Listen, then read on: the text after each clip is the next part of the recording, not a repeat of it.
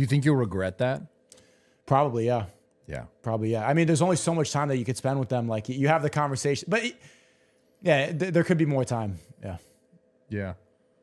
Yeah, because candidly, there's some things I regret in regards to that family and just time being having, and just even now, it's like, even when I try to make time, it's like there's not enough time.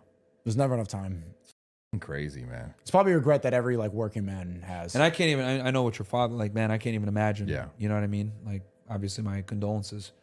But like, yeah, dude, like I can't even imagine like how it would feel if like, you know, I didn't have my dad anymore. Yeah. You know? And it's interesting because like your relationship with your dad, like growing up, like I really didn't like my dad growing up. I was like, man, you're your heart out. Like, bro, like, let me live. Because he always used to go way easier on my mom, my sister.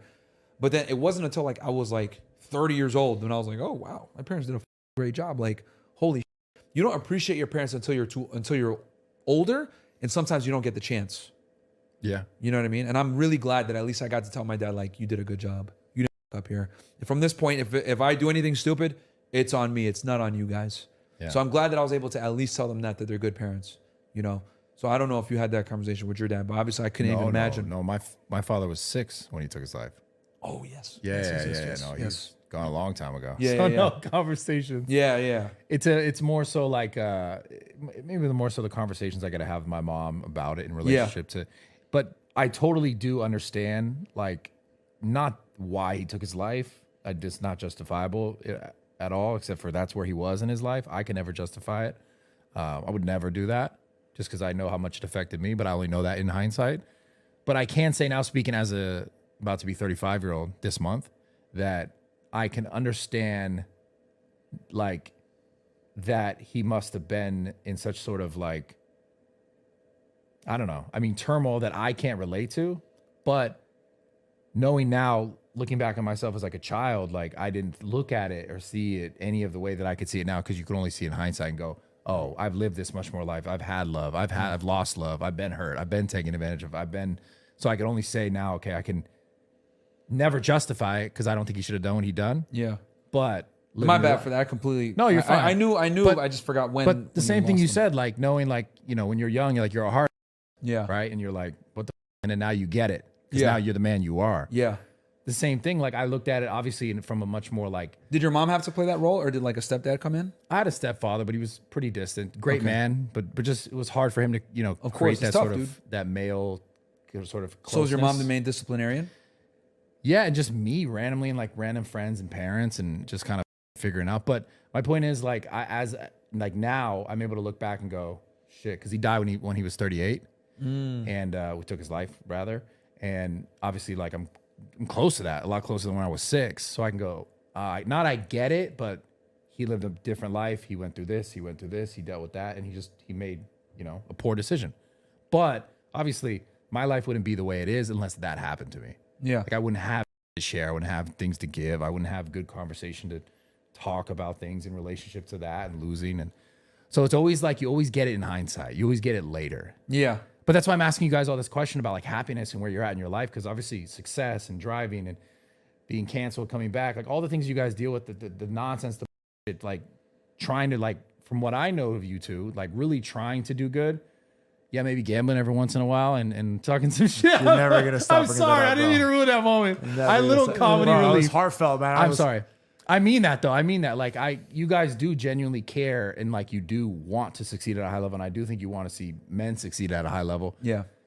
I'm just curious, like, where you guys are really at, because I never took time to think about it, and you know, it's been like 14 years of making content.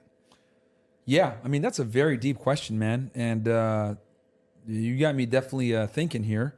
Because your answer went right back to work. Yeah, it was really like, and I guess that kind of shows. 6 years that just ago. shows, yeah, that just probably shows like where my mindset is. Nothing wrong with that. Point. Yeah. By the way, it's just like I think at some point you'll go, that conversation I had with Brad is really interesting. I'm thinking about that. I think men are at their best when they're just constantly working. I agree. No matter what age, I think retirement kills a man. So yeah, it is important to self-reflect, but ultimately it's like you're at. I'm not saying stop, by the way. Yeah. No, but you're asking a very good question. You get perspective when you not stop making content, not stop working, not stop striving, but you get perspective when you slow down and you look in hindsight instead of just go forward. Yeah, Because I respect. Sometimes it's good to pause and see how far you've come. Yeah. Like, oh, Because Okay. you can see like, And then hit play again and keep going. mistakes you've done. Okay, maybe I can do this differently moving forward. I just think we're not taught enough to like not slow down what you're doing to like stopping it. It's just like take a day and just go like, damn, like let me look at where I've been. Yeah, and I mean that you bring up a good point because people tend to look at like what they don't have versus what they do have. When people tend to think of like when people like complain scarcity about certain things or whatever, they talk about, well, I don't have this, I don't have that, but they don't think about what they do have. And that's kind of like how I try to reframe everything. And I hate that like my perspective is always based on like, well, I've seen dead kids or I've seen people immigrate here and struggle to come here, but it helps me put things in perspective. Like it could always be worse. So like I always try to look at it like instead of saying what I don't have or anytime I'm like, man, I'm tired, I don't like filming today. I'm like, okay, let me reframe it. I get to film today. Yeah. I get to do something that I want to do today. I don't have to work for somebody else. So you do those practices. I do, but I have to like almost remind myself sometimes to like do it. Like it's got to be like it's not automatic. Because the automatic thing is to say, oh my God, I'm not doing this or I can't do this. Or you think about the negative, but instead of thinking about like the positive. So I have to like make a concerted effort in my mind to reframe it a lot of the times. Yeah. I think prayer is the most reflective process I have with that. Like being able to, that's when you think about everything. When you're quiet and then you have a couple times a day to think about everything that you have and you don't have. That's the best reflection I get. But I mean, if I take too much time doing it, man, I think I might go insane. I think it's better. Too much time praying? Too much time reflecting. Reflecting. Yeah, you just pray, you get over it, like you wash yourself and then back into it. And then straight back. It's funny. What? They're just funny. I pray. I took an Epsom salt bath before we did this, like, and before I did the streaming, and I did a long prayer. It's funny, and I was thinking of you. I know that sounds really weird. No, are you Christian, Catholic? What are you doing? Christian, yeah. Christian. Okay. What was what were you thinking? Orthodox or like? I don't even. He doesn't specify. I don't really know how. Well, I'm curious, what was the prayer? I was just I was praying. I was praying about my family mainly, and then I remember thinking because I was like, oh, I'm going to interview you guys, so I was thinking about what I wanted to talk about, and then I just remember thinking like, I wonder how often Sneako prays. I wonder what he prays about. Like, I wonder what he really cares about. That's actually what I said to myself. Yeah. It's always about like, how can I be better? I think a lot about what my flaws are, about how I can try to shape that better. There's a lot of like ego at play with social media, I think. Like, and I pray a lot about that and about like the safety of my family. I always think about them. And especially like how I could bring the best message to my content and how I could do the right thing. The safety of your family just because like just in general or because of what you do? I think because like since I started praying more, I haven't been in contact with them as much. So like that's the time where I really think about what's important in life, and it's always back to the family. Yeah. Yeah, man.